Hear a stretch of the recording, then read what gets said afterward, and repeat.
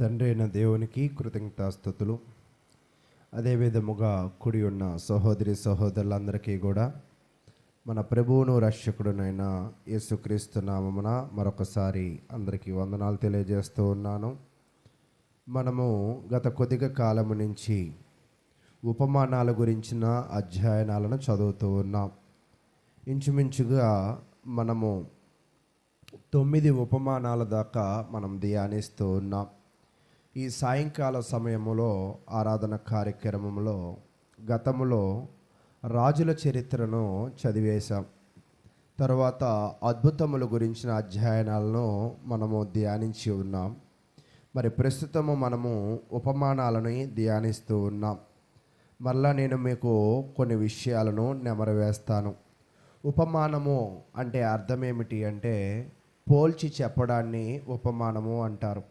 సహజంగా ఎవరైనా పిల్లలు పుట్టినప్పుడు నీ ముక్కు మేనమావలాగా ఉంది, నీ కళ్ళు మీ అమ్మలాగా ఉన్నాయి అని చెప్తూ ఉంటారు కదా. అలాగే ఉపమానము అంటే ఏమిటి అంటే భూ సంబంధమైన విషయాలు నీ పర సంబంధమైన విషయాలని పోల్చి రెండిటిని జోడించి అర్థమయ్యే రీతిలో బోధించడాన్నే ఉపమానము అని అంటూ ఉన్నారు.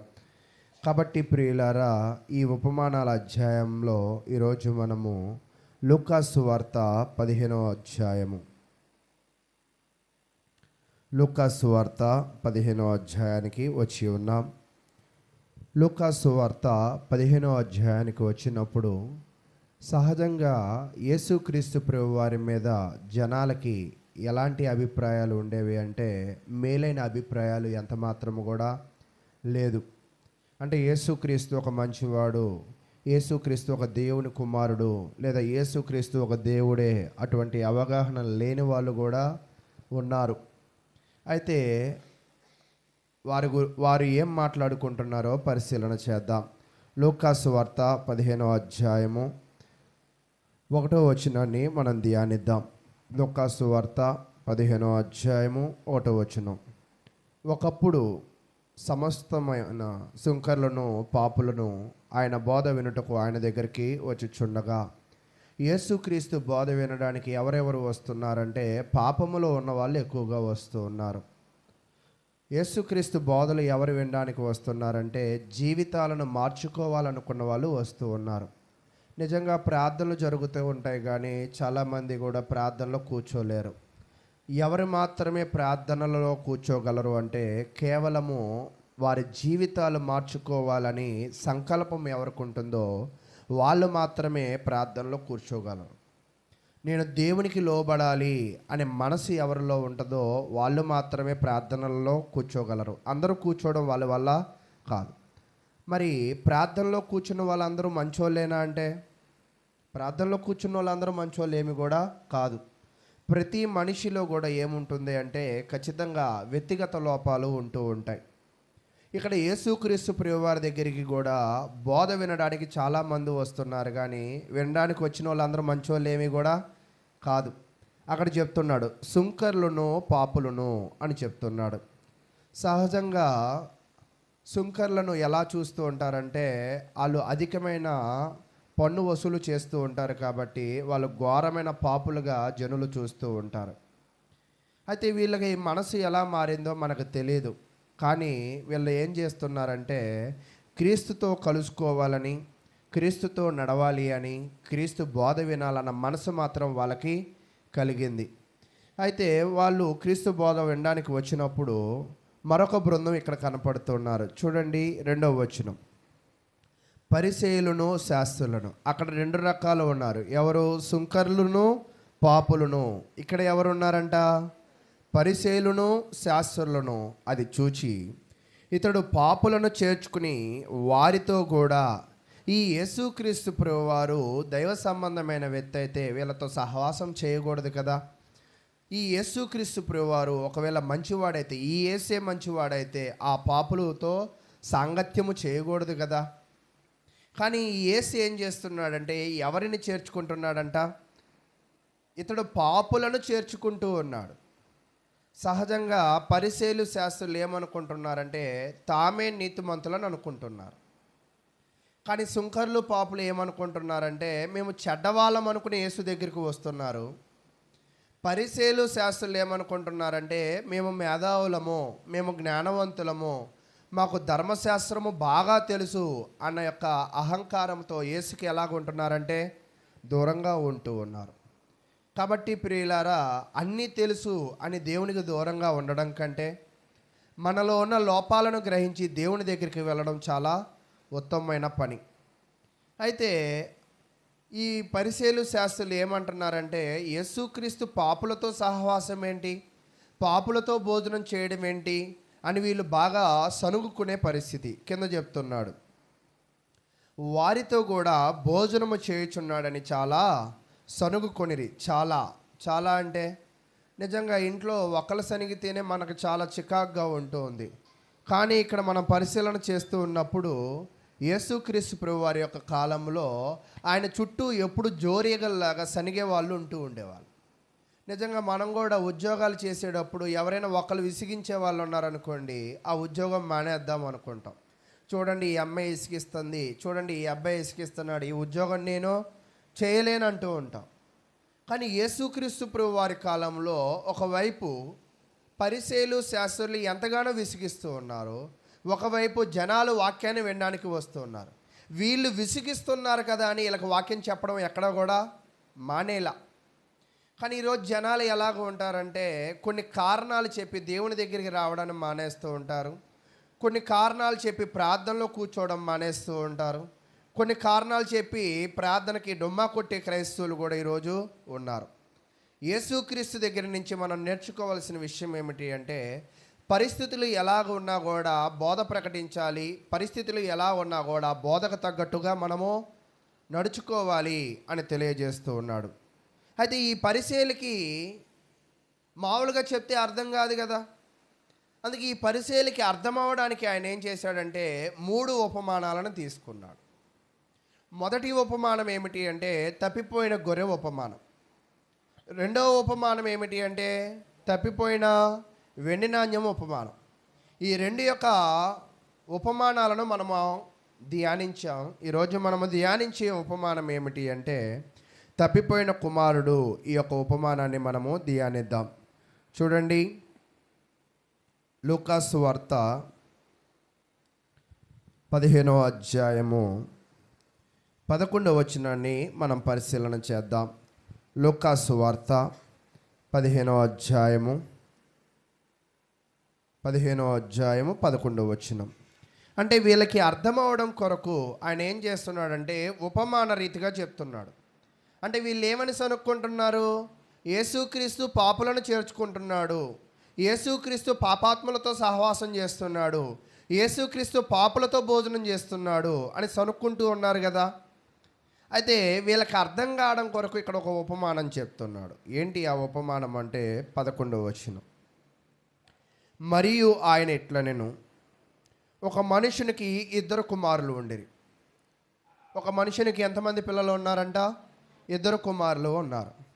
ఈ 2 కుమారులు ఉన్నప్పుడు 12వ వచనంలో తెలియజేస్తున్నాడు, వారిలో చిన్నవాడు తండ్రి ఆస్తిలో నాకు వచ్చు భాగం ఇమ్మని తన తండ్రిని అడుగుగా అతడు వారికి తన ఆస్తిని పంచి పెట్టెను.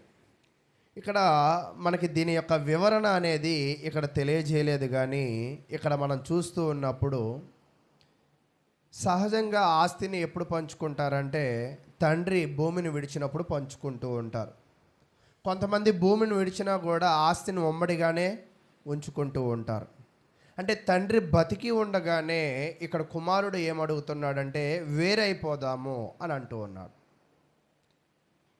ఇక్కడ మనం గమనించవలసిన విషయం ఏమిటి అంటే ఇతను ఎందుకు వేరైపోవాలని అనుకుంటున్నాడు,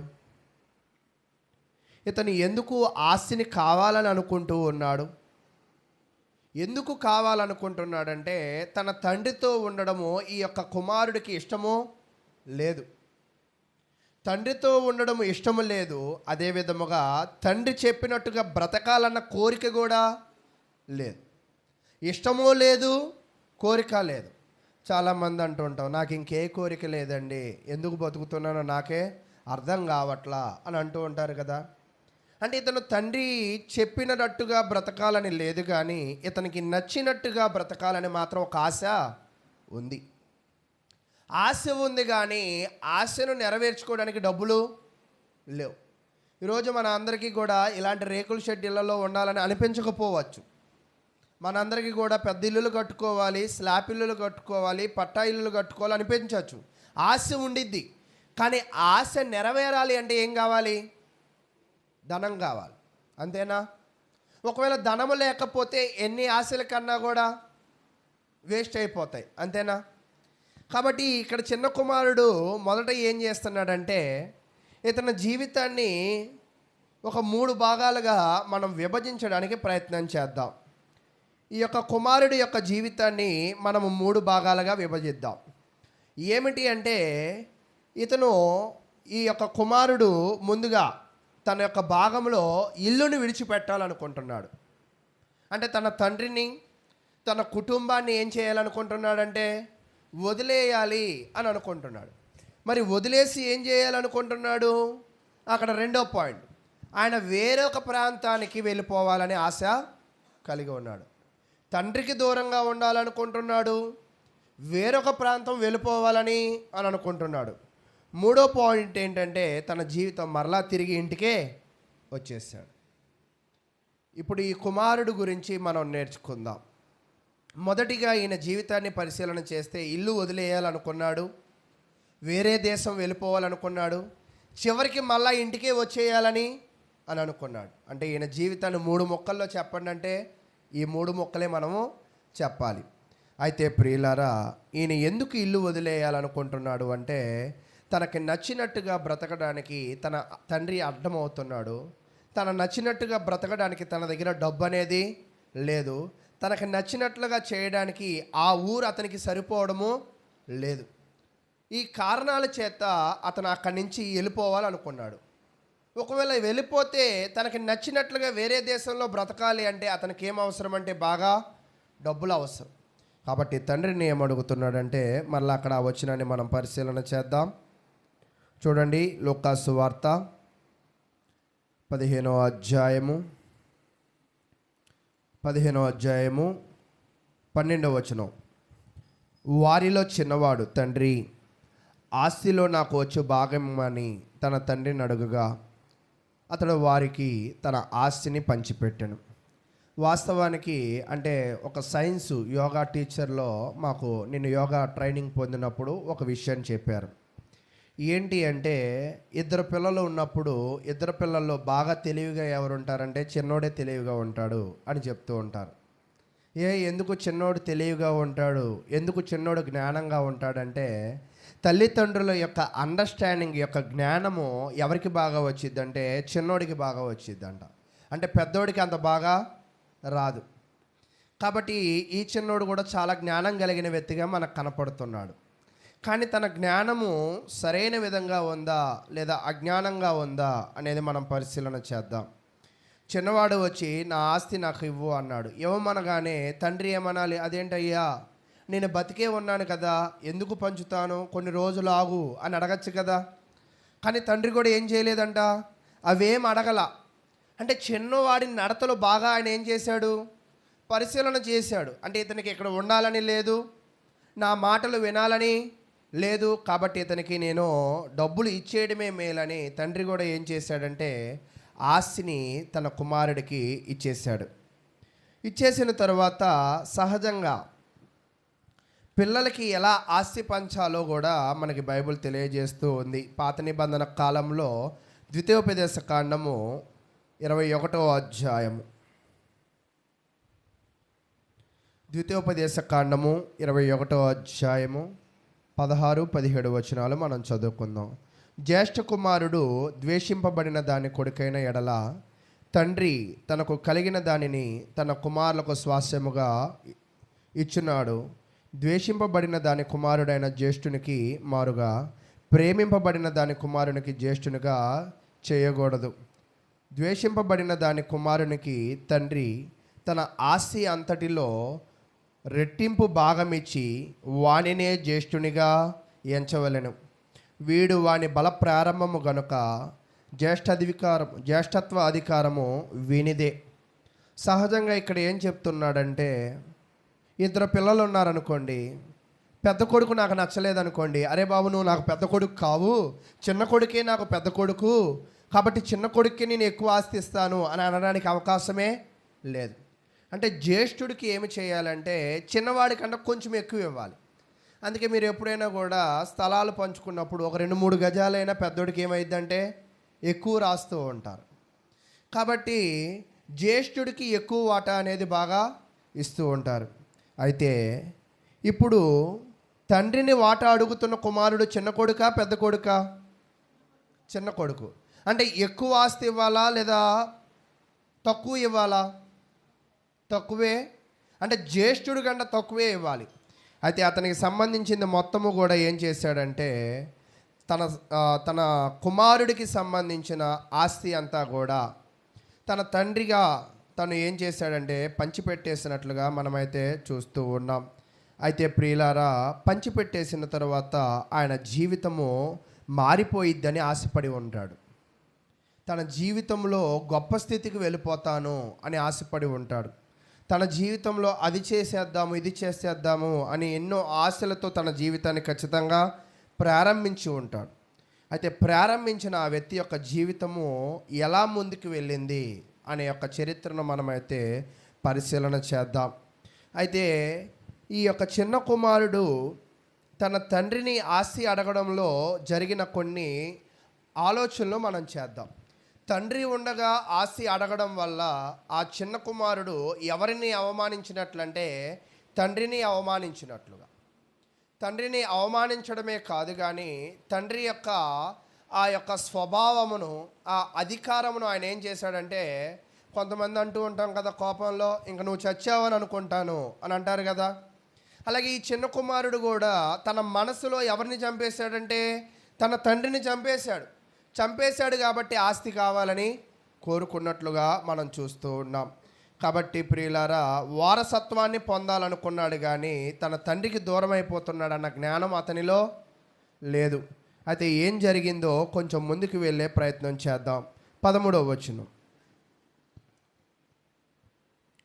కొన్ని దినములైన తరువాత ఆ చిన్న కుమారుడు సమస్తమును కూర్చుకొని దూరదేశమునకు ప్రయాణమైపోయి అచట తన ఆస్తిని దుర్వ్యాపారము వలన పాడు చేసెను. అయితే ఇతను ఏ ఉద్దేశముతో ఆస్తి తీసుకున్నాడో ఆ ఉద్దేశాన్ని అమలుపరిచాడు. తన ఉద్దేశం ఏంటి అసలు? నా ఇష్టానికి తండ్రి అడ్డంకాలు చెప్తున్నాడు, నాకు నచ్చినట్లుగా నన్ను బ్రతకనివ్వట్లేదు అనే కదా ఆస్తి మొత్తం పట్టుకున్నాడు. అయితే ఇప్పుడు ఆస్తి పట్టుకుని వెళ్ళిపోయి ఏం చేశాడంటే తనకు నచ్చినట్లుగా బ్రతకాలని ప్రయాసపడ్డాడు. అయితే చిన్న కుమారుడిని ఒక విషయంలో మనం మెచ్చుకోవాలి. ఒక్కోసారి డబ్బులు ఒక ఉద్దేశంతో తీసుకుంటాము, వేరొక ఉద్దేశంతో ఖర్చు పెడుతూ ఉంటాం. కానీ చిన్న కుమారుల్లో మనం గమనించవలసిన విషయం ఏమిటి అంటే, ఏ ఉద్దేశంతో తీసుకున్నాడో ఆ ఉద్దేశం ప్రకారమే డబ్బులు బాగా ఖర్చు పెట్టాడు. కానీ ఫలితం ఏమైపోయిందంటే మారిపోయింది. మారిపోయి ఏం చేశాడంటే అక్కడ మరలా చదువుదాం. లూకాసు వార్త 15వ అధ్యాయము 13వ వచనం. కొన్ని దినములైన తరువాత ఆ చిన్న కుమారుడు సమస్తమును కూర్చుకుని దూరదేశమునకు ప్రయాణమైపోయి అచ్చట తన ఆస్తిని అంటే ఇప్పటిదాకా ఆస్తి ఎవరిదంటే తండ్రిది. తండ్రి దగ్గర నుంచి ఏం చేశాడంటే లాక్కొచ్చాడు. ఇప్పుడు ఇతను కూడా ఏమయ్యాడంటే ఒక ఆస్తిపరుడయ్యాడు. ఇప్పుడు తన ఆస్తిని ఏం చేశాడంటే వ్యాపారంలో పెట్టాడు. అంటే అది ఎలాంటి వ్యాపారం అక్కడ చెప్తున్నాడు చాలా క్లియర్గా. దుర్వ్యాపారంలో పెట్టాడు. దుర్వ్యాపారం వలన దాన్ని ఏమైపోయిందంటే ఆస్తి అంతా కూడా పాడైపోయినట్లుగా మనం పరిశీలన చేస్తూ ఉన్నాం. ఈరోజు మనము చదివిన తర్వాత బిడ్డలకి సరైన దిశానిర్దేశాలను, సరైన ఉద్యోగాలను, డిజిగ్నేషన్స్ని తల్లిదండ్రులుగా మనమే నిర్ణయించాలి. ఒకవేళ మనము మన బిడ్డల యొక్క జీవితాలను నిర్ణయించకపోతే, మన యొక్క బిడ్డల యొక్క అడుగు జాడలను మనము నిర్ణయించకపోతే వాళ్ళకి నచ్చిన అడుగు జాడలు వేస్తూ ఉంటారు. ఒకవేళ వాళ్ళకి నచ్చిన అడుగు జాడలు వేస్తున్నట్లయితే ఈ చిన్న కుమారుడు లాగా దుర్వ్యాపారము వైపు వాళ్ళ యొక్క అడుగు జాడలు వెళ్ళినట్లయితే అక్కడ ఆస్తి కోల్పోయినట్లుగా మనం చూస్తూ ఉన్నాం. కాబట్టి ఈరోజు స్థానిక సంఘంలో ఉన్న మనము మన బిడ్డలు బాగుండాలి అని అనుకుంటే మనము ఖచ్చితంగా వాళ్ళని ప్రతిసారి కూడా మన పర్యవేక్షణలో వాళ్ళని పెంచుకోవాలి. చాలామంది ఏం చేస్తారంటే బాగా చదువుకుంటాడు కదా అని హాస్టల్స్లో వేస్తూ ఉంటాడు. వేయకూడదంటే వేయకూడదు అని నేను చెప్పను, కానీ మన పర్యవేక్షణ బిడ్డల మీద ఖచ్చితంగా ఉండాలి. వాళ్ళు ఏం చేస్తున్నారు, వాళ్ళు ఎలా ఆలోచిస్తున్నారు, ఎలా జీవిస్తున్నారు, అటువంటి పర్యవేక్షణ ఖచ్చితంగా ఉంచాలి. ఆ పర్యవేక్షణ ఉన్నంతకాలం చిన్న కుమారుడు బాగానే ఉన్నాడు. ఆ పర్యవేక్షణ ఎప్పుడైతే చిన్న కుమారుడు వద్దు అని అనుకున్నాడో అతను ఏమైపోయాడంటే వెంటనే పాడైపోయాడు. పాడైపోవడమే కాదు, కానీ తనకు కలిగి ఉన్న అంత ఆస్తిని కూడా ఏం చేసుకున్నాడంట, పాడు చేసుకున్నట్లుగా మనం చూస్తూ ఉన్నాం. కాబట్టి ప్రియులారా, నేనేం చెప్పాలనుకుంటున్నానంటే చూడండి, కీర్తన గ్రంథము 10వ అధ్యాయం.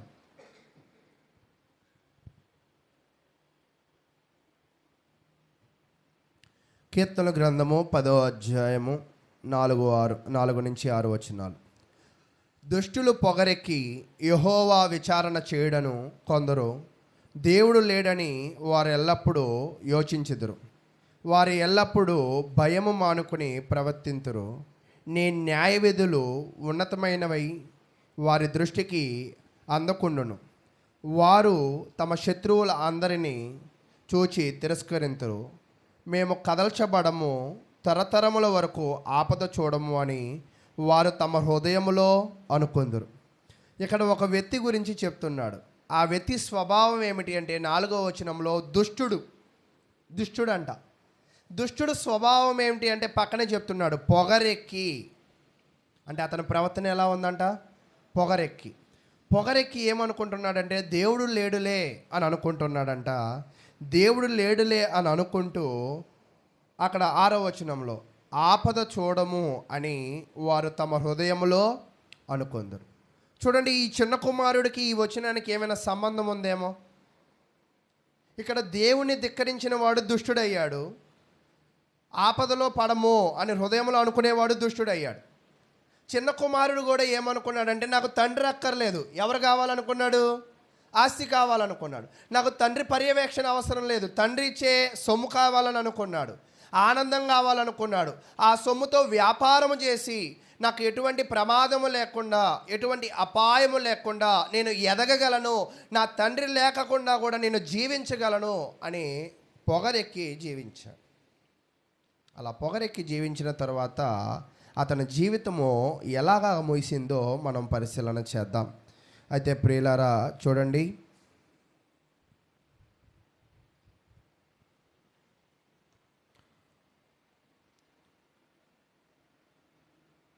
14వ వచనం,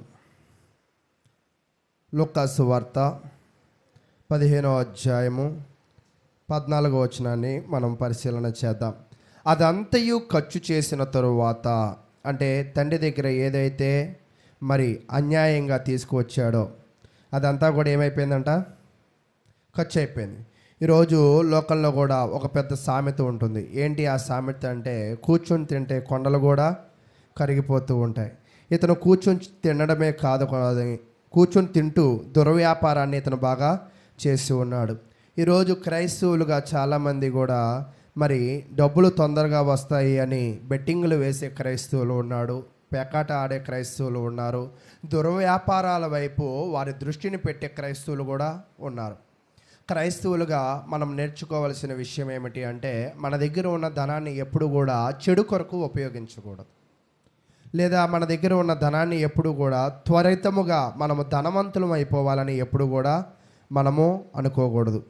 అలా ఒకవేళ మనం అనుకున్నట్లయితే మన జీవితం ఎన్నడూ కూడా అభివృద్ధిదాయకంగా వెళ్ళదని దేవుడి వాక్యం అయితే తెలియజేస్తుంది. కాబట్టి క్రైస్తవులమైన మనము మన దగ్గర ఉన్న ధనాన్ని మేలుకరమైన వాటి మీద ఉంచాలి. మేలుకరమైన వాటి మీద మనం ఉంచినట్లయితే దేవుడు ఖచ్చితంగా నిన్ను, నీ కుటుంబాన్ని అయితే దీవిస్తాడు. ఒకవేళ ధనాన్ని అభివృద్ధి పరచాలి, దేవుడితో నాకు పని లేదు, దేవుడు చూస్తాడా, దేవుడు ఏం చేస్తాడు అని ఒకవేళ నువ్వు అనుకున్నట్లయితే ఖచ్చితంగా దేవుడు నీ యొక్క అభివృద్ధికి ఏం చేస్తాడంటే ఆటంకాలు కలిగించేవాడిగా ఉంటాడు అని ఇక్కడ మనం నేర్చుకోవాలి. ఇతను కూడా ఈ చిన్న కుమారుడు ఏమనుకున్నాడంటే డబ్బుంటే చాలు, తండ్రి అవసరం లేదు, డబ్బుతో ఆనందం చాలు, కుటుంబంతో సంతోషం నాకు అవసరమో లేదు అని అనుకున్నాడు. కానీ ఆ సంతోషం ఎక్కువ కాలమో లేదు. అంటే అతను సంపాదించిన ధనమంతా కూడా ఏమైపోయిందంట, ఖర్చు అయిపోయింది. ఎలా ఖర్చు అయిపోయిందంటే దుర్వ్యాపారాలు చేయడం వల్ల ఖర్చు అయిపోయింది. కాబట్టి ఇక్కడ మనం నేర్చుకోవాల్సిన విషయం ఏమిటి అంటే ధనము కన్నా బాంధవ్యాలకి మనం విలువ ఇవ్వాలి. ధనము కన్నా తర్వాత మనం నేర్చుకోవాల్సిన విషయం ఏమిటి అంటే దేవునికి ప్రాధాన్యత మనము ఇచ్చేవారుగా ఉండాలి. ధనము కన్నా మనుషులకు మనము ప్రాధాన్యత ఇచ్చేవారుగా ఈరోజు మనము ఉండాలని దేవుని వాక్యం అయితే తెలియజేస్తూ ఉంది. చూడండి, కీర్తన గ్రంథము నిర్గమకాండము 20వ అధ్యాయం.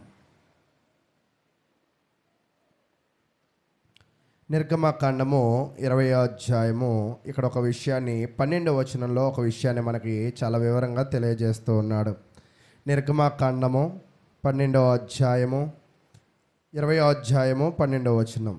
నీ దేవుడైన యెహోవా నీకు అనుగ్రహించు దేశములో నీవు దీర్ఘాయుష్మంతుడగునట్లు. అంటే దేవుడు ఏం చెప్తున్నాడంటే ఈ భూమి మీద నువ్వు సంతోషంగా ఉండాలంటే, లేదా దీర్ఘాయువుతో ఉండాలి అంటే, లేదా సుఖజీవముతో ఉండాలి అంటే నువ్వు చేయవలసిన ఒక పని ఉంది. ఏంటంటే డబ్బు వెళ్ళి దాచుకోవడం కాదు, డబ్బు వెళ్ళి ఖర్చు పెట్టుకోవడం కాదు. ఏం చెప్తున్నాడంటే నీవు దీర్ఘాయుష్వంతుడగునట్లు నీ తండ్రిని నీ తల్లిని సన్మానించుము అని తెలియజేస్తున్నాడు.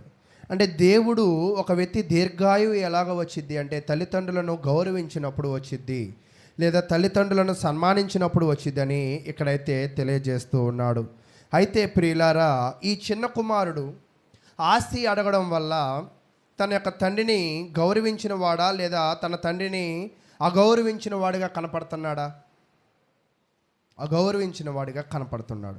ఈ అగౌరవించిన వ్యక్తి యొక్క జీవితము ఖచ్చితంగా సంతోషంగా ఉండిద్దా అంటే ఖచ్చితంగా సంతోషంగా ఉండదు.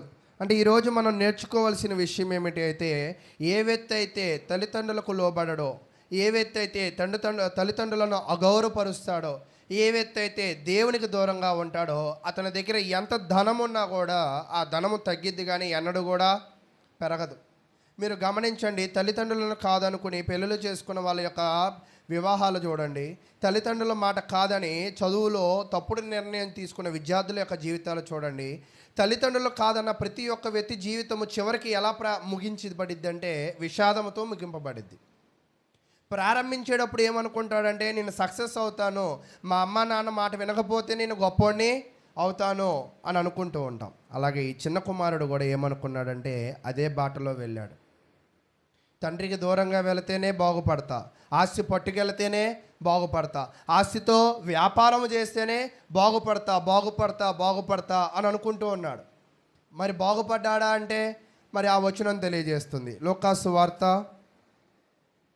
15వ అధ్యాయము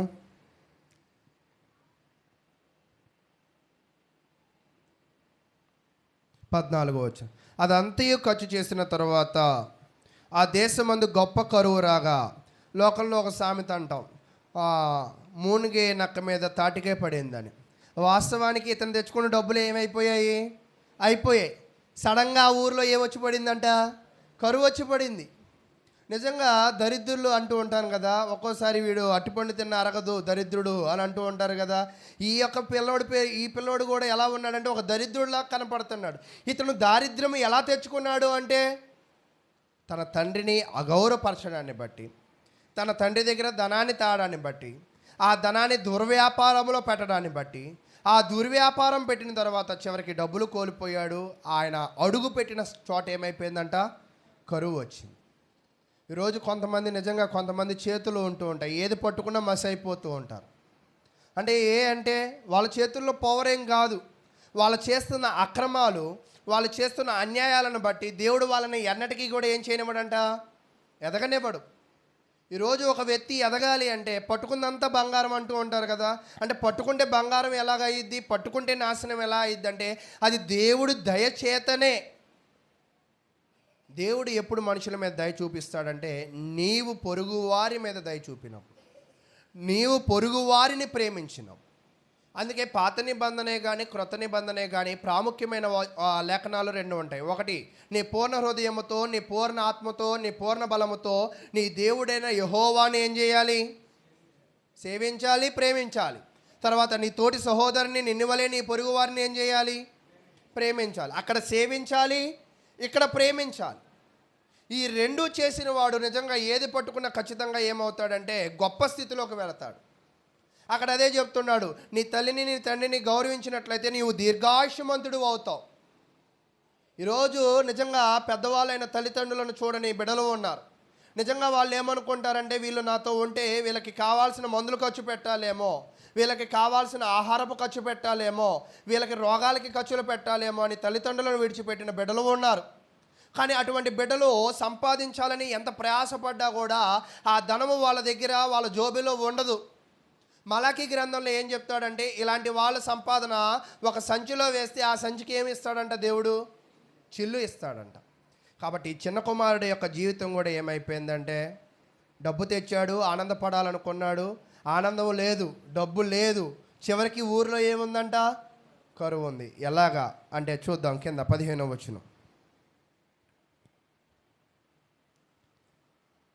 15వ వచనం, వెళ్ళి ఆ దేశస్థులలో ఒకని చెంత చేరును. అతడు పందులను మేపుటకు తన పొలములలోనికి వానిని పంపాడు. చివరికి ఒక రాజకుమారుడుగా బ్రతకవలసిన ఇతను తీసుకున్న తప్పటి నిర్ణయాల వల్ల ఇతను ఇప్పుడు ఏమైపోయాడంట? ఒక కాపరి అయిపోయాడు. అది కూడా ఏ కాపరి అంటే పందుల కాపరి. సహజంగా ఇక్కడ మనం పరిశీలన చేస్తూ ఉన్నప్పుడు పందులను దేవుడు ఎలా ఎంచాడంటే అపవిత్రమైన వాటిగా ఎంచాడు. చూడండి, లేవికాండము 11వ అధ్యాయం.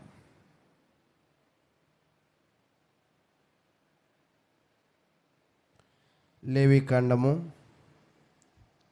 11వ అధ్యాయము 7వ వచనం. పంది విడిగా నుండు 2 డెక్కల గలది కానీ అది నెమరు వేయదు గనుక అది మీకు అపవిత్రములు. అంటే పంది ఎలాంటిది అంట? అపవిత్రమైనది. ఆ అపవిత్రమైన వాటిని ఇప్పుడు కాయడానికి ఎవరు వచ్చారంట? ఈ చిన్న కుమారుడు వచ్చాడు. అంటే యూదుల యొక్క దృష్టిలో పందులు అపవిత్రమైనవి. మరి పందులు కాసేవాళ్ళు కూడా అపవిత్రులు, దౌర్భాగ్యులు, దుర్మార్గులే, ఒక రకంగా నీచులు. అయితే ప్రియులారా, ఇతని పరిస్థితి ఏమైపోయిందంటే గొప్ప స్థితిలో బ్రతకాల్సిన వాడు చివరికి పందులను మేపే స్థితిలోకి వచ్చేసాడు. ఆ పందులను మేపే సమయంలో అతను ఆలోచన చేస్తూ ఉన్నాడు. ఏమని ఆలోచన చేస్తూ ఉన్నాడు అంటే అక్కడ మనం పరిశీలన చేద్దాం. అయితే బుద్ధి వచ్చినప్పుడు వాడు, నా తండ్రి యొద్ద ఎంతమంది కూలివాండ్రకు అన్నము సమృద్ధిగా ఉన్నది, నేనైతే ఇక్కడ ఆకలికి చచ్చిపోవచ్చున్నాను. అంటే ఈ కుమారుడు పరిస్థితి చివరికి ఏమైపోయిందంటే తెచ్చుకున్న ధనం అయిపోయింది, పెట్టిన వ్యాపారం నాశనం అయిపోయింది, ఉన్న ఊరు కూడా కరువులోకి వెళ్ళిపోయింది. చివరికి ఇతనికి ఏమీ లేదంటే తిండి లేని పరిస్థితి. ఈరోజు మనం ఏమనుకుంటామంటే ఒకటి పొట్టగొట్టి మనం ఏదో ఎదగాలనుకుంటూ ఉంటాం, ఒకరిని తొక్కేసి ఏదో గొప్పలం అయిపోవాలనుకుంటాం, ఒకటిది ఆక్రమించి ఏదో గొప్ప స్థితిలోకి వెళ్ళిపోవాలనుకుంటాం. కానీ మనం ఏం గొప్ప స్థితిలోకి వెళ్ళాం. చిన్న కుమారుడు ఏదో కావాలి కావాలి కావాలి అనుకున్నాడు, ఇచ్చాడు తండ్రి. ఇస్తే చివరికి ఏం చేశాడు? మొత్తం బాడు చేశాడు. అయితే ప్రియులారా, ఈరోజు మన పరిస్థితి కూడా ఎలా ఉంటుంది అంటే ఈరోజు అక్కడ చూస్తూ ఉన్నప్పుడు ఇతను ఆకలితో బాధపడుతున్నాడు. బాధపడిపోవడం కాదు, చచ్చిపోతూ ఉన్నాడు. మనిషికి సహజంగా 3 పూటలు తింటూ ఉంటారు, లేదా ఒక్క పూటైనా తినడానికి ఆశపడిన శరీరాలు. కానీ ఇతను ఆకలితో చచ్చిపోతున్నాడు అంటే ఇతనికి ఒక్క పూట అన్నం కూడా దొరకని పరిస్థితి. అంటే సమృద్ధి ఆహారం ఇతనికి లేదు. నిజంగా తన తండ్రి దగ్గర ఉన్నప్పుడు సమృద్ధి ఆహారం ఉండేది. ఆ ఆహారాన్ని పెట్టడానికి పనివాళ్ళు ఉండేవాళ్ళు. తన దగ్గరే చాలామంది పనివాళ్ళు ఉండేవాళ్ళు. ఆ పని వాళ్ళకి చాలా ఆకలి తీర్చేవాళ్ళు వాళ్ళ తండ్రి. కానీ అటువంటి గొప్ప తండ్రిని విడిచిపెట్టానని ఎప్పుడు బాధపడుతున్నాడంట? అతనికి బుద్ధి ఎప్పుడు వచ్చిందంట? పందులను మేపినప్పుడు. నిజంగా మనిషికి కూడా బుద్ధి ఎప్పుడు వచ్చింది అంటే ఆరోగ్యం అంతా దేవుడు ఇచ్చాడు అనుకో, దేవుడిని లెక్కే చేయరు. బంగారం ఇచ్చాడంటే దేవుని లెక్కే చేయరు. అన్ని సదుపాయాలు ఉంటే దేవుని లెక్కే చేయరు. కానీ వాళ్ళకి ఏదైనా సమస్య రాగానే కృంగిపోగానే మళ్ళీ ఆ నెపమంతా ఎవరి మీద వేస్తారు? దేవుని మీద వేస్తారు. ఈరోజు అన్నీ బాగున్నప్పుడు దేవునిని సరైన రీతిగా నువ్వు తెలుసుకోగలిగినట్లయితే ఇటువంటి సమస్యలు నీకు రావు. ఒకవేళ వచ్చిన అటువంటి సమస్యలలో దేవుడు నీకు తోడుగా ఉంటాడు. కానీ ప్రియులారా, ఇక్కడ మనం పరిశీలన చేస్తూ ఉన్నప్పుడు చిన్న కుమారుడు ఎలా ఉన్నాడంటే, దుష్టులు ఎలా ఉన్నారంట, అక్కడ మనం చదివాం కదా, పొగరెక్కి. అంటే ఈ చిన్న కుమారుడు కూడా తన జీవితంలో ఎలా ఉన్నాడంటే పొగరెక్కి ప్రవర్తించాడు. ఈ పొగరెక్కి ఇతను ప్రవర్తించిన తర్వాత ఇతను పొగరను దింపడానికి దేవుడు ఇప్పుడు దేన్ని మేపించాడంటే అక్కడ చెప్తున్నాడు చూడండి, 16వ వచనం. వాడు పందుల తిన్ను పొట్టుతో తన కడుపు నింపుకున్న ఆశపడిన కానీ. వాస్తవానికి పందులే అపవిత్రమైనవి. అంటే ఆ పందులు తినే ఆహారం తినడానికి ఇతను ఏమయ్యాడంట, ఆశపడ్డాడు. అంటే ఆకలితో ఆయనకి ఏమర్థమైంది అంటే ఏదో ఒకటి దొరికితే బాగుండు. ఈరోజు చూడండి, 25 ఏళ్ళ అప్పుడు పెళ్లి సంబంధాలు చూసామనుకోండి, మనకు నచ్చినట్లుగా ఎవరినైనా సెలెక్ట్ చేసుకోగలం. ఒకవేళ 30 ఏళ్ళు అయితే కాస్తో కోస్తో, 40 ఏళ్ళు అయితే నాకు పొడుగ్గా ఉండాలి, తెల్లగా ఉండాలి, ఉద్యోగస్తులు కావాలి, జుట్టు ఎక్కువ ఉండాలి, పలానా కులం అయి ఉండాలి అని అనుకుంటే సెట్ అయిద్దా? ఎందుకు అవ్వదు? సమయం దాటిపోయింది. అలాగే ఇతని పరిస్థితి కూడా ఎలాగ ఉన్నది అంటే, సంపన్న స్థితిని దేవుడు ఇచ్చాడు. ఆ స్థితిని కాదని తనకి నచ్చిన జీవితాన్ని ఎన్నుకోవడానికి ఒక తప్పటి నిర్ణయం తీసుకుంది. ఈ తప్పటి నిర్ణయం ఏం చేసిందంటే సంపన్న స్థితిని పోగొట్టింది, దారిద్ర్య స్థితిని ఇతనికి. ఇప్పుడు ఇతను ఎలాంటి దారిద్ర్యంలో ఉన్నాడంటే ఇతను పొట్ట నింపుకోవడానికి కూడా ఒక ఆహార పొట్టలం కొనుక్కోలేని స్థితిలో ఉన్నాడు. కొనుక్కోవడం కాదు కానీ జంతువులు తినే ఆహారాన్ని కూడా తినడానికి ఏమాత్రమూ సిగ్గుపడని వాడిగా ఉన్నాడు. ఇదేదో నా తండ్రి అడుగుజాడల్లో బ్రతకాలి అని అనుకుంటే ఇటువంటి పరిస్థితి వచ్చేదా? కాబట్టి ఏ కుటుంబంలో పెద్దలు గౌరవింపబడతారు, ఏ కుటుంబంలో తల్లిదండ్రులను సన్మానింపబడతారు, ఏ కుటుంబంలో పిల్లలు ఇటువంటి లక్షణాలు నేర్చుకుంటారో ఆ కుటుంబము ఇటువంటి స్థితిలోకి ఎప్పుడు కూడా రాదు. మనం అనుకుంటూ ఉంటాం, వీళ్ళు నాకు విలువ ఇవ్వట్లేదు, వీళ్ళు నాకు విలువ ఇవ్వట్లేదని. ఆ ఇచ్చే విధానము మనం బాల్యంలో నేర్పించగలిగితే, ఒకవేళ అది బోధించగలిగితే, తిమోతికి తన తల్లి తన యొక్క హవ్వ యునేకే ఏం చేసిందంట, నేర్పించింది దైవభక్తిని. ఈరోజు మనకి బిడ్డలు తప్పటి నిర్ణయాలు తీసుకునే లోపలే మనం ఏం చేయాలంటే వారి జీవితాల్లో సరైన నిర్ణయాలను తీసుకునే విధముగా మనం వాళ్ళని బలపరిచే వాళ్ళుగా ఉండాలని దేవుని వాక్యం అయితే తెలియజేస్తూ ఉంది. కాబట్టి ఏదో దేశం వెళ్తే బాగుంటాను అని అనుకున్నాడు. ఆ దేశం వెళితే ఏం బాగోలా. అక్కడ ఏదో వ్యాపారం పెడితే బాగుంటాను అని అనుకున్నాడు.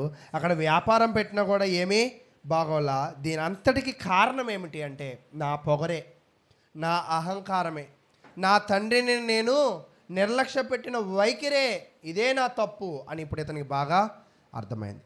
అర్థమైన తర్వాత 18వ వచనం. నేను లేచి నా తండ్రి యొద్దకు వెళ్ళి, తండ్రి, నేను పరలోకమునకు విరోధముగాను నీ ఎదుటను పాపము చేసి తిని. అదేంటి డబ్బులు అడిగితే పాపమా అంటే? అది ఎప్పుడు అర్థమైంది?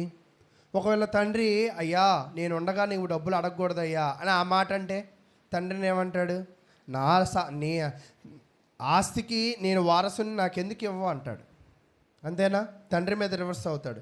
కానీ ఇక్కడ తండ్రి చాలా తెలివైనోడు. అడగగానే ఏం చేశాడు? ఆడు బతుకుతాడని చక్కగా ఇచ్చేసాడు.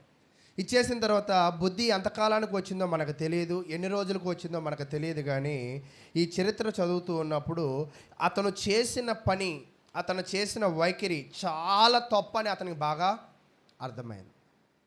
తప్పని అర్థమైన తర్వాత 19వ వచనం. ఇక మీదట నీ కుమారుడని అని పిలుచుటకు యోగ్యుడను కాను. అంటే తండ్రి దగ్గరికి వెళ్ళి ఏమంటున్నాడంటే, అయ్యా నేను చేసింది చాలా పాపం, నీవు నన్ను కుమారుడు అని పిలిపించుకోవడానికి నాకు అర్హత లేదు. అయితే నీ దగ్గర కూలివాణిగా అయినా నన్ను పెట్టుకో. ఎందుకు అంటే ఏ ఆస్తి పట్టుకుని వెళ్ళి సరదా చేద్దాం అనుకున్నాను, ఏ ఆస్తి పట్టుకు వెళ్ళి సంతోషపడదాం అనుకున్నాను, ఏ ఆస్తి పట్టుకు వెళ్ళి నిన్ను ధిక్కరించానో చివరికి ఆస్తి నా దగ్గర లేదు. చివరికి ఆస్తి కాదు కానీ నా పొట్టను పోషించుకోవడానికి కావాల్సిన ఆహారం కూడా నా దగ్గర లేదు. ఈరోజు నేనేం చెప్తున్నాను అంటే నిజముగా చాలామంది కూడా ఈ చిన్న కుమారుడు లాగా ఉంటూ ఉంటారు. ఎలాగా అంటే ఆదివారమే వ్యాపారాలు చేస్తూ ఉంటారు, ఆదివారమే ఉద్యోగాలు చేస్తూ ఉంటారు, ఈ ఆదివారం ఆరాధనను ఎగకొట్టి మరి చేస్తూ ఉంటారు, దేవుని కార్యక్రమాలను నిర్లక్ష్య పెట్టి మరి చేస్తూ ఉంటారు. ఆ నిర్లక్ష్య పెట్టి ఆ వైఖరిని నువ్వు ఏదైనా పెట్టుకో ఆ పేరు, కానీ దేవుడు నిన్నేమంటాడంటే దుష్టుడివై పొగరెక్కి కొట్టుకుంటున్నావు అంటాడు. ఎవరిని? ఆదివారము ఆరాధన విడిచిపెట్టిన వ్యక్తిని. ఆదివారము ఆరాధన విడిచిపెట్టిన ఆ వ్యక్తి తన జీవితంలో తప్పిపోయిన కుమారుడు వేరే ప్రాంతం వెళ్ళి సంపాదించాలనుకున్నట్లుగా మనము కూడా ఆదివారం సంపాదించే ఆ ధనము ఏమాత్రమో మనకు ఉపయోగపడదు. అదేంటి శాపనార్థాలు పెడుతున్నారంటే శాపనార్థాలు ఏం కాదు. ఆశీర్వాదానికి పాత్రలు కావాలంటే ఆదివారం ఆరాధనలో ఖచ్చితంగా కూర్చోవాలి. అలా కూర్చునే విధంగా మన శరీరాలను మౌల్డ్ చేసుకోవాలి, అలా కూర్చునే విధంగా మన వ్యాపారాలను మౌల్డ్ చేసుకోవాలి, అలా ఉండే విధంగా నీ జీవన విధానాలను మౌల్డ్ చేసుకోవాలి. నాకు కుదరదండి, నాకు సెలవు ఇవ్వరండి, నాకు అవకాశం లేదండి, ఇవన్నీ కుదరవు. ఖచ్చితంగా ప్రతి ఆదివారం మిగతా కార్యక్రమాలు అనేది మనకు చాయిస్, మన చాయిస్, మన విశ్వాసం. కానీ ఆదివారం ఆరాధన ఖచ్చితము, దీనిని మాత్రం మనం హాజరు కావాల్సిందే. హాజరు కాకుండా ఆ రోజు మనం ఏదో ఆ ఒక్క రోజులో ఏదో గొప్పోళమైపోవాలంటే, కొన్ని సినిమాల్లో ఒక పాట ఉండేది, ఆ పాటలో బేదోడు కాస్త ఏమైపోతాడంటే గొప్పోడైపోతాడు. ఆదివారం ఆ ఒక్కరోజు నేనేం చేసిద్దో తెలుసా? గొప్పోని కాస్త బేదోడిని చేసిద్ది. ఎందుకని ఆదివారం ఆరాధన విడిచావు కదా. చిన్నవాడు గొప్పోడుగా కనపడ్డాడు 3 వచనాల పైన. 3 వచనాల కిందకు వచ్చేపాటికి ఏమైపోయాడు? తన పొట్టను పోషించుకోలేకపోయాడు. అయితే ప్రియులారా 20వ వచనం, వాడింకా దూరముగా ఉన్నప్పుడు తండ్రి వాణిని చూచి కనికరపడి. తండ్రి స్వభావం ఎలాంటిదంటే అడగగానే ఇచ్చాడు, చూడగానే కనికరపడ్డాడు. నిజంగా ఇలాంటి తండ్రులు దొరకడం చాలా అరుదు. అంటే కుమారుడి యొక్క బాధను తన మొఖ కవలిక నుంచే గ్రహించగలిగాడు. ఎవరు? తండ్రి. అంటే దూరం నుంచి చూశాడు, దూరం నుంచి చూడగానే అర్థమైపోయింది వీడు అన్నీ పోగొట్టాడు, వీడి స్థితి ఏమి కూడా బాగోలా, కాబట్టి వీడికి వేరే దిక్కే లేదు, వాడిని మళ్ళా సరైన మార్గంలో పెట్టవలసిన అవసరం ఎవరికి ఉందని? నాకే ఉంది. ఆ బాధ్యత ఎవరిది? నాదే అని ఆడి మీద ఏమయ్యాడు? కనికరపడ్డాడు. అంటే మీకు ఎలా తెలిసి ఇదంతా అంటే కనికరపడ్డాం. ఎవరి మీద కనికరపడతాం? బాగా ఉన్నోడి మీద కనికరపడతామా, లేనోడి మీద కనికరపడతామా? అంటే ఇప్పుడు ఈ చిన్న కుమారుడు ఆస్తితో పట్టుకెళ్ళాడు. ఒకవేళ రూపాయి తీసుకెళ్తే 2 రూపాయలు తీస్తావాలి, 5 రూపాయలు తీసుకెళ్తే 10 రూపాయలు కావాలి. కానీ వీడు తీసుకెళ్ళింది కూడా తాళ అనేది ఎక్కడి నుంచి గ్రహించాడంట? దూరము నుంచే గ్రహించాడు. గ్రహించి కనికరపడి పరిగెత్తి వాని మెడ మీద పడి ముద్దు పెట్టుకున్నాడు. నిజంగా మనం ఏమంటాం? ఒకవేళ పొరపాటున షర్ట్లో 500 పెట్టి అది మీరు ఉతికితే తర్వాత మనల్ని ఎవరు ఉతుకుతారు? ఏ చూసుకోవా, ఏ బుర్ర లేదా, ఏ బుద్ధి లేదా అని అంటూ ఉంటాం. కానీ ఇక్కడ పరిస్థితిని బట్టి అతను ఏం చేశాడంటే కనికరపడ్డాడు. నిజంగా మనుషులుగా ఉన్న మనము ఎలా నడుచుకోవాలి ఈ యొక్క పుస్తకం బాగా చెప్తుంది. ఏదో డబ్బులు అడిగాడంటే అమ్మో ఇవ్వకూడదు అనుకోకూడదు. బుద్ధి రావాలంటే ఒక్కోసారి ఏం చేయాలంట? ఇచ్చి చూడాలి. అయితే అక్కడ కనికరపడి ముద్దు పెట్టుకున్నాను. అప్పుడు ఆ కుమారుడు అతనితో, తండ్రి, నేను పరలోకమునకు విరోధముగాను నీ ఎదుటను పాపము చేసి తిని ఇక మీదట నీ కుమారుడని అనిపించుకున్నటకు యోగ్యుడను కానెను. అయితే తండ్రి తన దాసులను చూచి ప్రశస్తమైన వస్త్రము త్వరగా తెచ్చి, అంటే దీనిని బట్టి మీకు ఏం అర్థమవుతుంది? అతను వేసుకున్న బట్టలు ఎలా ఉన్నాయి? చాలా పందులు కాసే వాళ్ళ బట్టలు ఎలా ఉంటాయి? అంత అందంగా ఏముండవు, మురిగ్గా ఉంటాయి. అంటే వెంటనే అతను మనసు మారింది కదా. ఇక్కడ మీరు చూడండి, మనసు పాపాన్ని కోరుకున్నప్పుడు ధనం వచ్చింది, మనసు పశ్చాత్తాపాన్ని కోరుకున్నప్పుడు ఏమొచ్చింది? బట్టలు వచ్చాయి. తండ్రి ప్రేమ వచ్చింది. ఏమొచ్చిందంట? తండ్రి ప్రేమ. మనసు ధనాన్ని కోరుకోవడం వల్ల పాపంలోకి వెళ్ళాడు. మనసు పశ్చాత్తాపాన్ని కోరుకోవడం వల్ల తండ్రి ప్రేమను పొందాడు. ఈరోజు నువ్వు ఎలా ఉంటున్నావో పరిశీలన చేయి. పరిశీలన చేసిన తర్వాత అక్కడ ఒక విషయాన్ని మనకు తెలియజేస్తున్నాడు. ఏంటి ఆ విషయము అంటే అక్కడ చూడండి ఏంటి. అయితే తండ్రి చదవండి పురుషులు.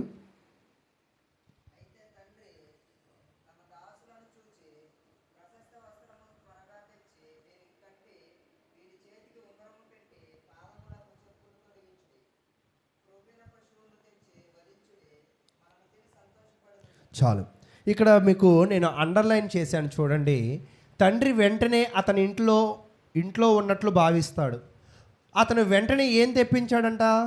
ఉత్తమమైన వస్త్రము. ఆ ఉత్తమమైన వస్త్రములు ఎందుకంటే సాంప్రదాయకంగా అత్యున్నత గౌరవమైన స్థితిలో అతనికి ఇచ్చాడు. అంటే తప్పు చేసిన వ్యక్తిని అవమానించాలి, నిందించాలి, ఎక్కిరించాలి, లేదా ఇంట్లోంచి పోరా అని డబ్బులు ఇచ్చేసాక నువ్వు రాకూడదు అనాలి. కానీ తండ్రి ఏం చేశాడంటే అతను పశ్చాత్తాపం పొందాడు, మనసు మార్చుకున్నాడు, సరైన మార్గంలోకి ఇప్పుడు వచ్చాడు అని అనుకుని అతనికి ఏం చేశాడంట? వెంటనే వస్త్రాన్ని తెప్పించాడు. తర్వాత ఏం తెప్పించాడంట? ఉంగరాన్ని తెప్పించాడు. ఆ ఉంగరము దేనికి సాదృశ్యము అంటే అధికారానికి సాదృశ్యం. కానీ కుమారుడు దేనికి వచ్చాడు? అధికారానిక, కూలి పనికా? కూలి పనికి, ఆహారం కోసం వచ్చాడు. కానీ పశ్చాత్తాపం అతనికి ఏం చేసిందంటే మంచి వస్త్రాలను ఇచ్చింది. పశ్చాత్తాపం ఏం చేసిందంటే అధికారాన్ని ఇచ్చింది. తర్వాత చెప్పులు అంటే వాస్తవానికి ఇప్పుడైతే చెప్పులు అందరూ కొనుక్కోగలుగుతున్నారు, కానీ ఒక 150 ఏళ్ళ క్రితానికి వెళ్ళిపోయినప్పుడు చెప్పులు అందరూ వేసుకునే వాళ్ళు కాదు. అది మరి ముఖ్యంగా బానిసలు అస్సలు వేసుకోకూడదు. చెప్పులు కేవలం అధికారులు మాత్రమే, సంపన్నులు మాత్రమే వేసుకోవాలి. అంటే ఇప్పుడు ఇతనికి ఏమి వేయబడ్డాయంట? చెప్పులు వేయబడ్డాయి. తర్వాత లావుగా ఉన్న దూడను వధిస్తారు. అంటే మొత్తం సమాజము కూడా ఏం చేసిందంటే వేడుక చేసుకుంది. అయితే ఇక్కడ నేనేం చెప్పాలని ప్రయత్నం చేస్తున్నానంటే అహంకారముతో, దుష్టత్వముతో ఉన్నప్పుడు డబ్బులు ఉన్నాయి, కానీ ఆ డబ్బు అతన్ని ఏం చేసేసింది? నాశనం చేసేసింది. కానీ పశ్చాత్తాపడ్డ మనసు ఇతన్ని ఏం చేసిందంటే గొప్పోని చేసింది. అంటే ఇప్పుడు మీరు చెప్పండి, ధనం గొప్పోని చేసిద్దా? పశ్చాత్తాపం గొప్పోని చేసిద్దా? పశ్చాత్తాపం అంటే ఏంటి? చేసిన తప్పుని తెలుసుకోవడం, సరైన మార్గంలో లేను అని గుర్తించడం, చేస్తున్న పొరపాట్లు తెలుసుకుని దాన్ని సరిచేసుకునే మార్గాన్ని ఎన్నుకోవడమే పశ్చాత్తాపం. కాబట్టి ప్రియులారా, 24వ వచనము, ఈ నా కుమారుడు చనిపోయి మరలా బ్రతికెను, తప్పిపోయి దొరికినని చెప్పెను. అంతటా వారు సంతోషపడసాగిరి. అప్పుడు అతని పెద్ద కుమారుడు పొలములో ఉండెను. వాడు వచ్చుచు ఇంటి దగ్గరికి రాగా వాద్యములను నాట్యమును జరుగుట విని, అంటే మీకు ఇందాకే చెప్పా, ఇతనికి ఎంతమంది పిల్లలు? 2 పిల్లలు. ఒక కుమారుడు గురించి ఎప్పటిదాకా మనం చూసాం, ఈ కుమారుల్లో ఉన్న క్వాలిటీసే చూసాం. మరి పెద్ద కుమారుడు యొక్క పరిస్థితి ఎలాగున్నది అంటే అక్కడ మీకు హెడ్లైన్ చేశాను చూసారా? పెద్ద కొడుకు ఫిర్యాదులు. అతను వచ్చాడు, చాలా సంవత్సరాల దగ్గర నుంచి నీ దగ్గర పని చేస్తున్నాను, పని చేయడమే కాదు కానీ నీ ఇష్టం వచ్చినట్లుగానే నేను బ్రతుకుతున్నా, చాలా సంవత్సరాలుగా పని చేస్తున్నా, నీకు నచ్చినట్లుగా నేను బ్రతుకుతూ ఉన్నాను. అయితే ఇలాంటి వేడుక ఎప్పుడు నాకు చేయలేదే. నీ మాట వినని వాడికి చేశావు, నీ డబ్బులు పోగొట్టిన వాడికి చేశావు, నువ్వు ఉన్నా నిన్ను చంపేసిన వాడికి చేశావు, కానీ నీతోనే ఉండి నిన్ను ప్రేమించి నీ వెంట ఉన్న నాకు ఎప్పుడు ఏం చేయలేదే అంటే అక్కడ ఒక చిన్న విషయాన్ని తెలియజేస్తూ ఉన్నాడు. ఏమిటి అంటే తండ్రి స్పందన ఎలా ఉన్నది అంటే తన వారసత్వానికి నీవే కదా. వాస్తవానికి ఎప్పుడు కూడా జ్యేష్ఠుడే వారసత్వానికి ఒక ప్రథమ పునాది. అక్కడ ఆ విషయాన్ని ఆయన మరలా నొక్కి తెలియజేస్తూ ఉన్నాడు. చూడండి, మనం చదువుకుందాం. 28వ వచనం చూస్తున్నప్పుడు, అయితే అతడు కోపపడి, పెద్ద కొడుకు కోపపడ్డాడు. అదేంటి డబ్బులు తీసుకెళ్ళి తగలబెట్టినోడు కోసం నువ్వు ఆనందపడుతున్నావంటే 29, అందుకు అతడు తన తండ్రితో, ఇదిగో ఇన్నేండ్ల నుండి నిన్ను సేవించుచున్నానే, నీ ఆజ్ఞను ఎన్నడూ మెరలేదే. అయినను నా స్నేహితులతో సంతోషపడినట్లు నీవు నాకెన్నడూ ఒక్క మేక పిల్లనైనను ఇవ్వలేదు.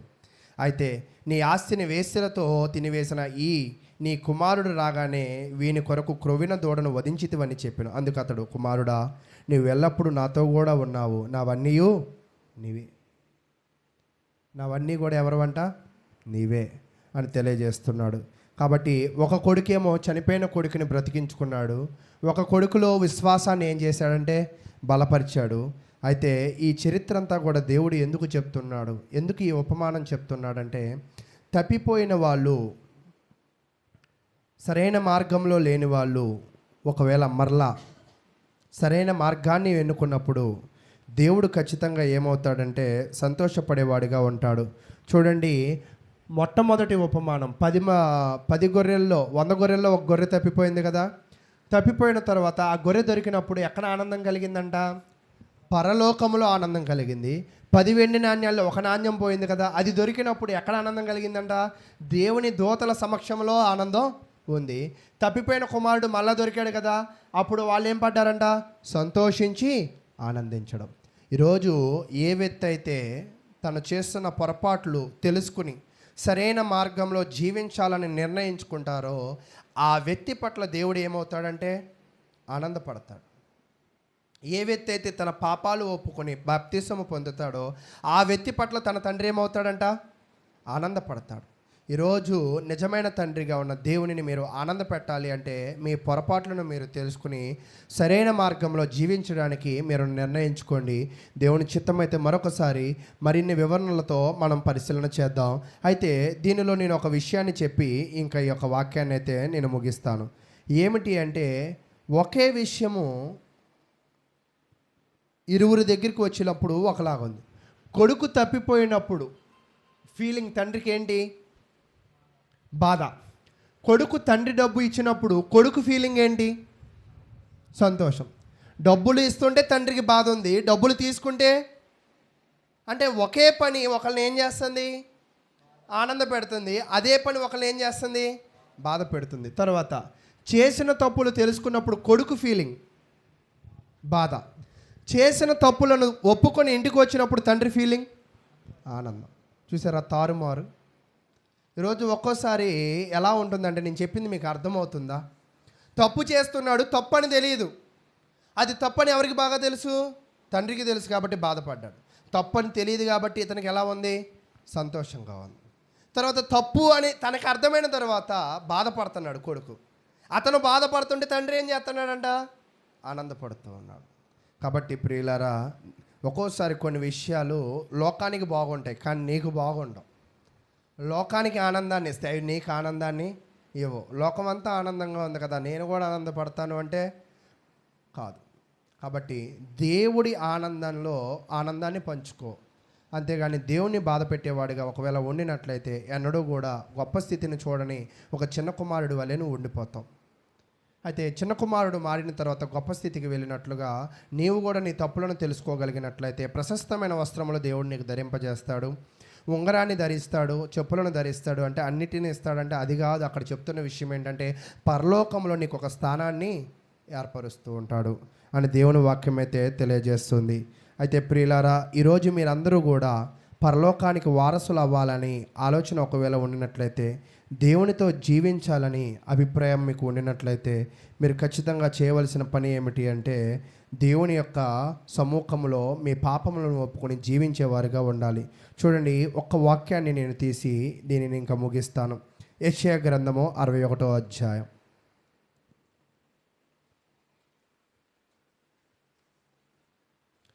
యెషయా గ్రంథము 61వ అధ్యాయము 10వ వచనాన్ని చదువుకుందాం. శృంగారమైన పాగా ధరించుకొనిన పెండ్లి కుమారుని రీతిగా, ఆభరణములతో అలంకరించుకొనిన పెండ్లి కుమారి రీతిగాను ఆయన రక్షణ వస్త్రములను నాకు ధరింపజేసి ఉన్నాడు. నీతి అను పైబట్టను నాకు ధరింపజేసి ఉన్నాడు. కాగా యెహోవాను బట్టి మహా ఆనందముతో నేను ఆనందించుచున్నాను. నా దేవుణ్ణి బట్టి నా ఆత్మ ఉల్లసించుచున్నది. ఈరోజు నువ్వు దేనిని బట్టి ఆనందించాలి అంటే దేవునిని బట్టి ఆనందించాలి, దేవుని వాక్యాన్ని బట్టి ఆనందించాలి, దేవుడిచ్చిన రక్షణను బట్టి ఆనందించాలి, నీ పాపాలను విడిచిపెట్టిన దాన్ని బట్టి ఆనందించాలి, నీ పాపాలను దేవుడు క్షమించిన దాన్ని బట్టి నువ్వేం చేయాలంట? ఆనందించాలి. అటువంటి ఆనందాన్ని దేవుడు ఎల్లప్పుడూ మీకు ఇవ్వనుగాక. మరి ఇప్పటి వరకు ఓపికగా విన్న మీ అందరికీ ప్రభునామమున వందనాలు తెలియజేస్తూ ముగిస్తూ ఉన్నాను.